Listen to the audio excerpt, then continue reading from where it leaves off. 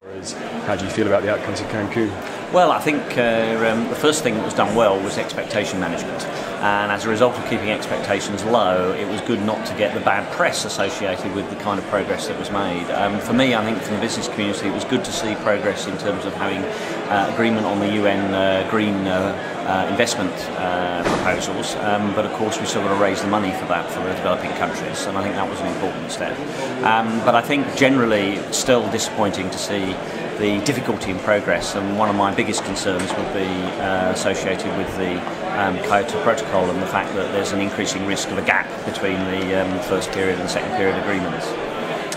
Okay, so moving on from that, what do you consider to be the most important challenge for 2011? Well, I think the first thing is that it's very important that in the UK that we recognise that that still leaves us with the opportunity to show leadership and to get competitive advantage by keeping the pace of our own programmes in terms of tackling climate change, and actually provide some leadership as well to other countries to show that there are economic benefits in doing so.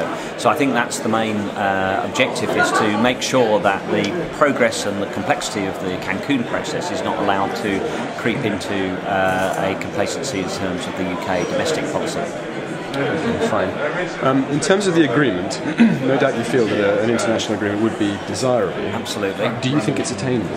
That's a very good question. I mean, I think ultimately yes. I think the better question is it attainable within an acceptable timescale? And I think I have some serious questions about that. My view would be that we do need to turn to more unilateral action.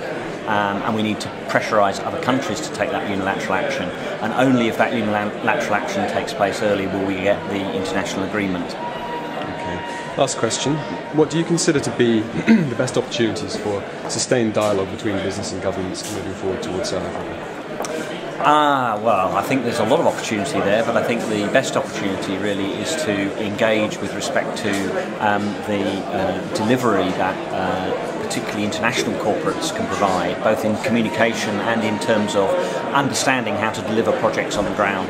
I think some of the biggest corporates actually have potentially more influence over some of the processes being moved on than some of the individual governments.